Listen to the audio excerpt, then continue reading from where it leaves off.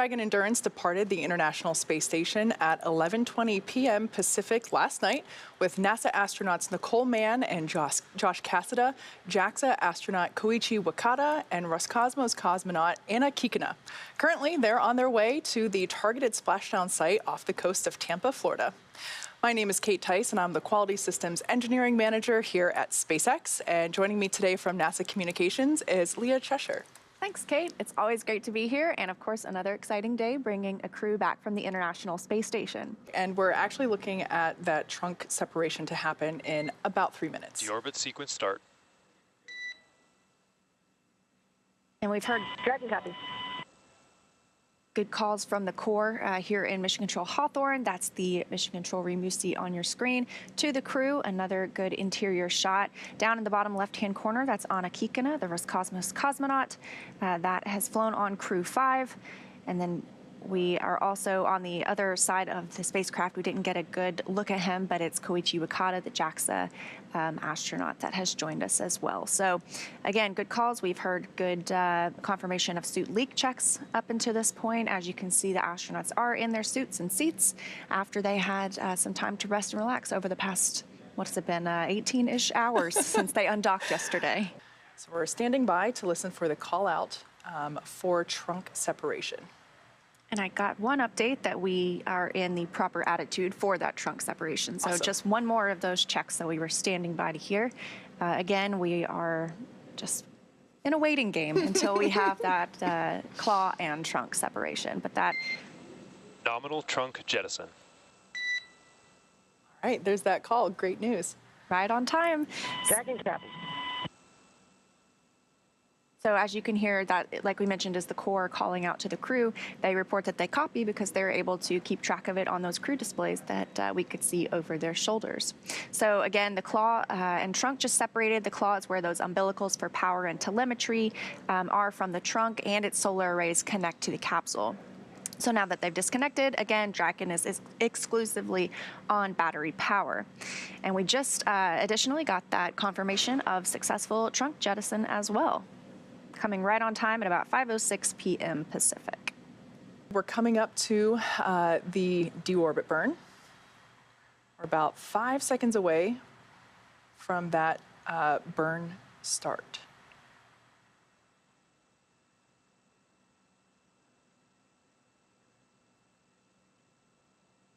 Now again, this is going to be an 11-minute burn, approximately.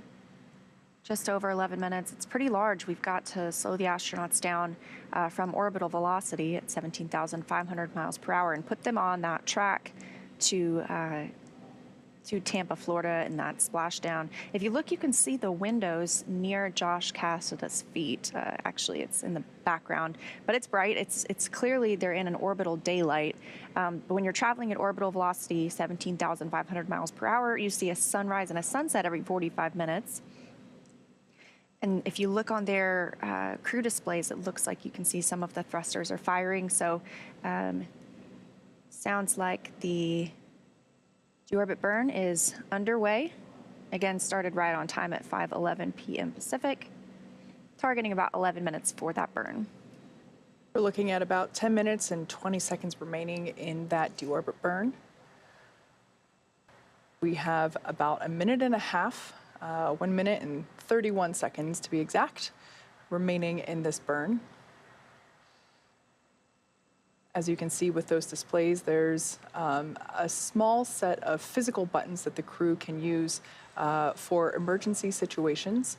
And then the displays are touchscreen, which has more features that they can use in flight, in addition to the tablets that are on their legs. You can see Nicole's there on her left leg.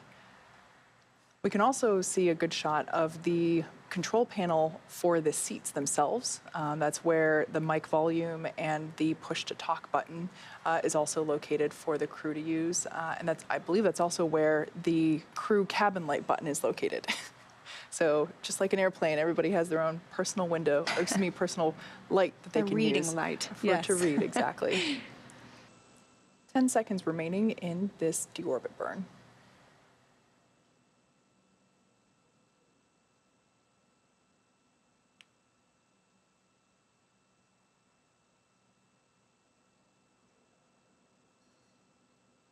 That deorbit burn is Deorbit burn complete. Performance nominal. Nose cone closure initiated. Dragon copy. Just what we wanted to hear. Deorbit burn is complete. Nominal is always the word we're looking for.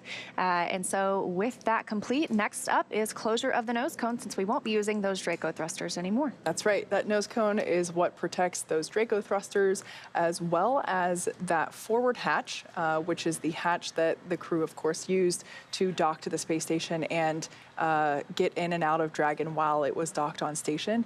That side hatch is what they will be using, or the side hatch, which is on the side of Dragon, is what they will be using to get out of the capsule after splashdown, but not that forward hatch, which is what is being covered up now or what will be covered up as we step into nose cone closure. Wow. And there we can see a live view of that nose cone closing on Dragon Endurance.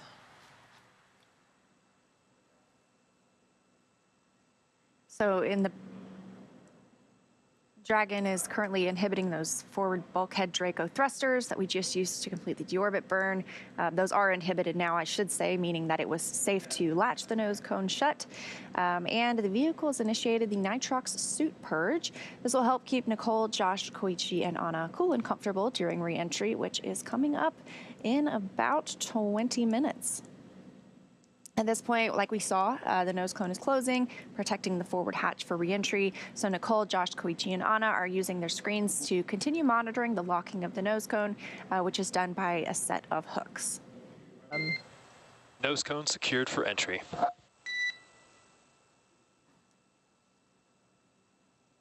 Dragon copy.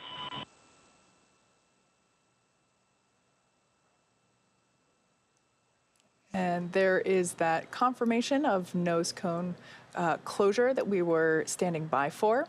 Now, as we begin the second half of entry, Dragon is now beginning to inject that cooled nitrox or nitrogen-oxygen mixture into the air being delivered to the suits worn by Nicole, Josh, Koichi, and Anna.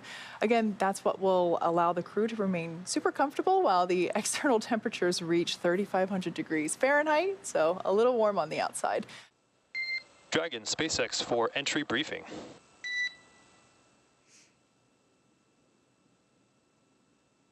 Go for Dragon. Okay, just to give you a quick update here for timeline, we are tracking no deltas in terms of vehicle status. Only item to note is that you may get the AGPS alerts when you come back out of blackout. Just wanted to give you an update that if those have the SDC at the end of it, there's no concern. It has no impact on Dragon's automated chute deployment sequence. How copy?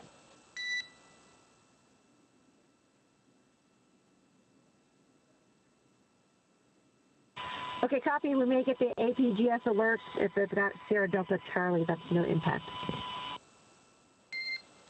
Those are good words. Other than that, the weather's still looking good, and we're looking forward to getting you home shortly. Expected blackout time is in approximately 2 minutes or so. We'll see you on the other side at 0156 Zulu. Copy. See you on the other side. Wow, we got to that anticipated blackout time pretty quickly. So again, that's coming up at about 5:58 p.m. Pacific time, about 5:48 p.m. Pacific time. And so about 30 seconds from now, we will be out of communication with the astronauts and the Crew Dragon capsule during that time. The Corps mentioned an AGPS potential alert coming up after they require signal. That is the absolute global positioning system. They had a couple of pop-ups earlier, but as you heard the Corps tell the crew, those are not of any concern for them. And there's our first view of the Crew 5 crew in Dragon Endurance re-entering the Earth's atmosphere.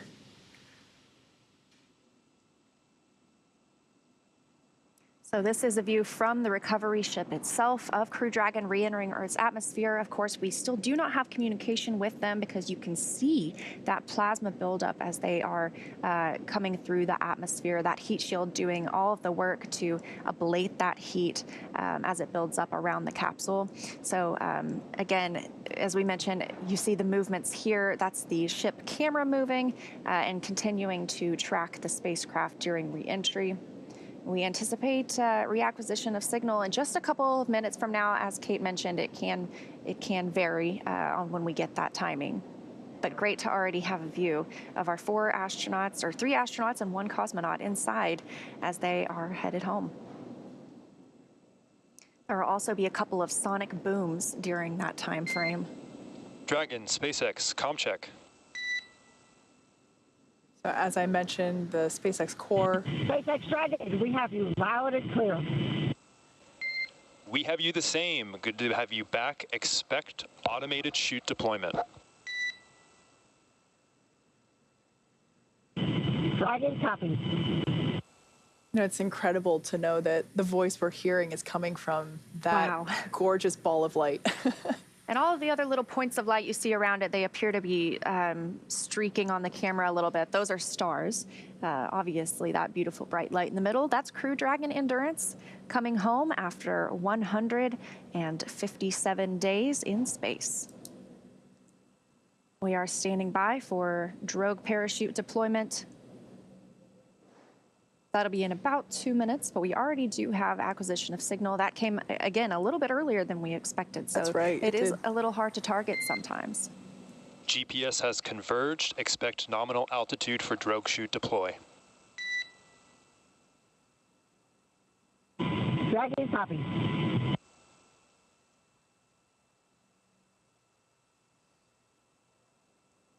Again, that point of light in the center of your screen, that is Dragon Endurance. Another, a different view.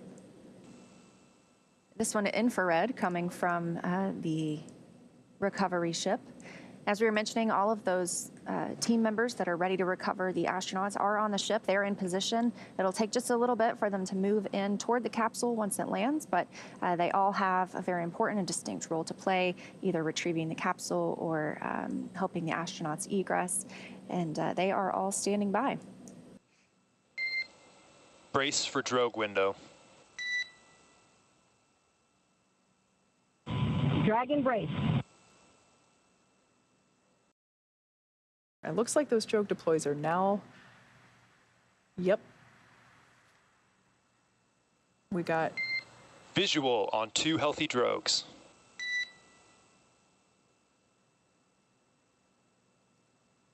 Dragon, copy.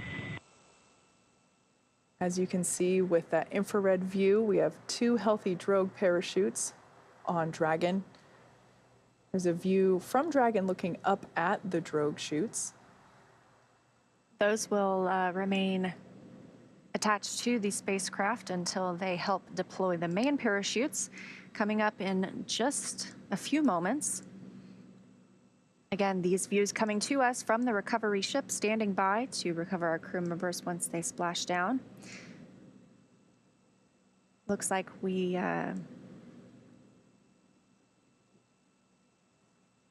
It looks like we have main parachute deployment there. Main chute descent rate nominal.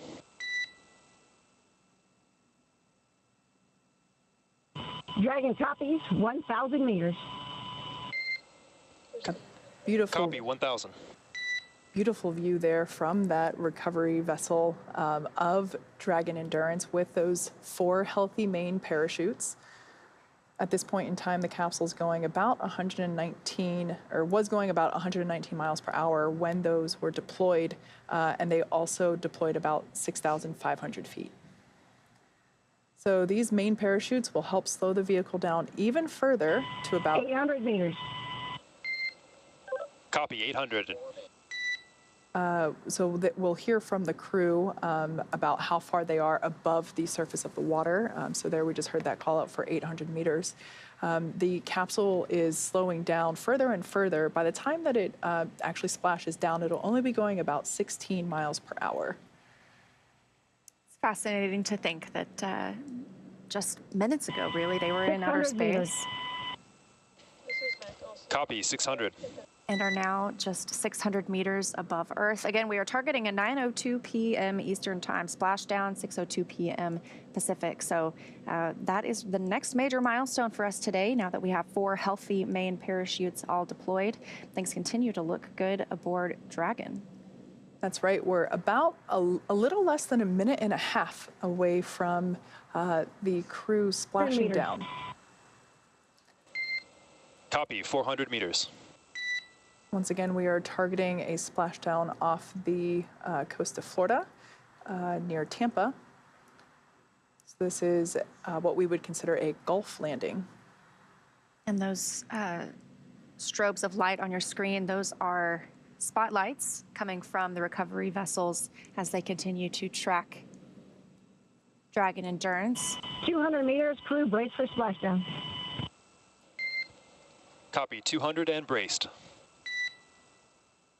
Commander Nicole Mann giving out that call as we are standing by for splashdown off the coast of Tampa, Florida.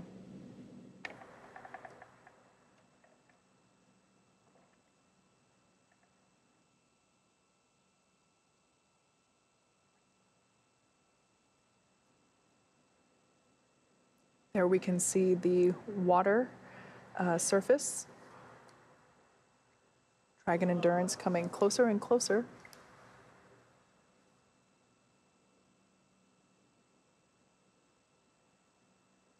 And as you just saw, splashdown of Crew 5. 157 days in space. SpaceX Dragon splashdown. Names have been released. Copy, Dragon. We concur with splashdown and mains released. Dragon Endurance, on behalf of SpaceX, welcome home. As you can see on your screen, visual confirmation for splashdown. Thank you, SpaceX. That was on one heck of a ride. We're happy to be home. Looking forward to next time. Dragon, brace for capsule lift. Dragon.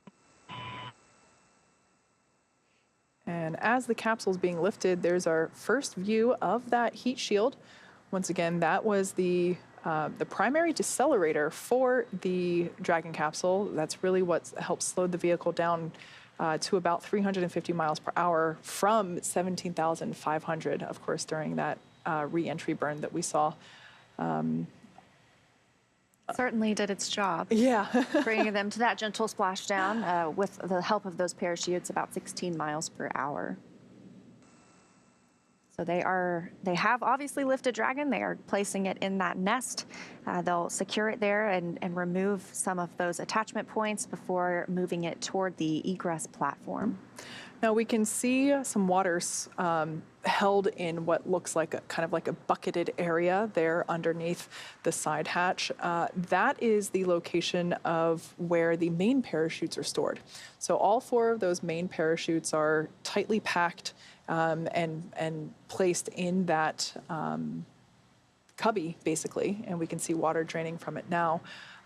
The location of the drogue parachutes is up near where that harness is secured above the side hatch there at the top. We can see that the personal protective equipment. Dragon, stand by for side hatch opening in approximately the next 60 seconds. We're looking at Rick right now. So we can see that those, and there it is, side hatch open on Dragon Endurance.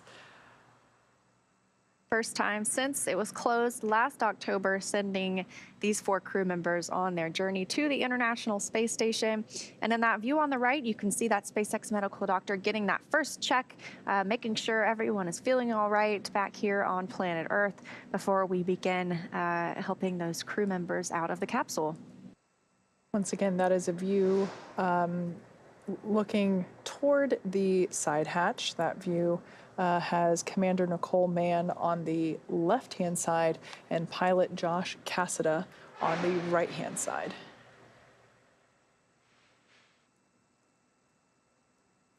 And it looks like our egress is beginning with NASA astronaut Josh Cassada, pilot of Dragon Endurance on Crew 5.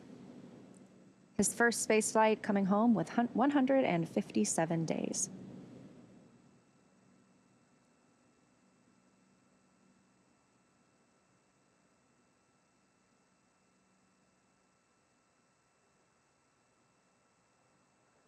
I believe there is a almost like a little slide that is secured to the exterior of the capsule and to the egress deck, basically to bridge that gap. Yeah, we could see Josh sliding out of the frame there, and that really just helps them get out of the capsule, not only from the standpoint of making it easier on them, but also preserving the hardware around that, the hardware of the side hatch as well.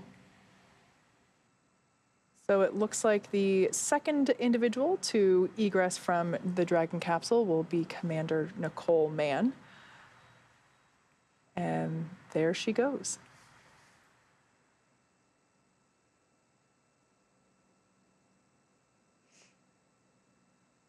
Also 157 days for Nicole, being that it was her first space flight.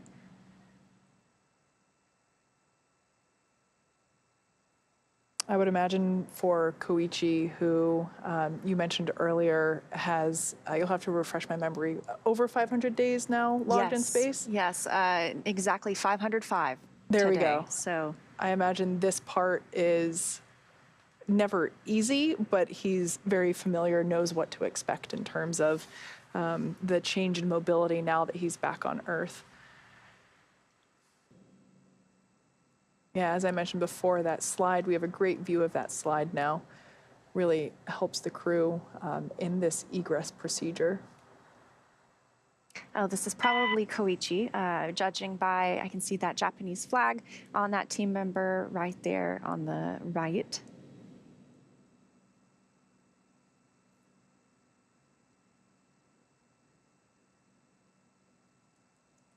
Yeah, I think you're right, because it looked like, yeah, that looks like Koichi. It looks like they were pulling from seat 1, so yeah, that would have been Koichi's.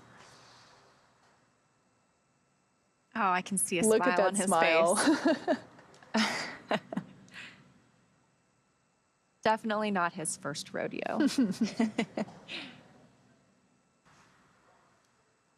it looks like Anna Kikina, our cosmonaut on board Crew 5, is about to make her way down the fun slide and egress Dragon Endurance, which once again it made its second splashdown. Roscosmos cosmonaut Anna Kikina, our final crew member to egress tonight. Again, her first space flight. She will also have those same medical checks before flying back to Russia. Look at that smile as well.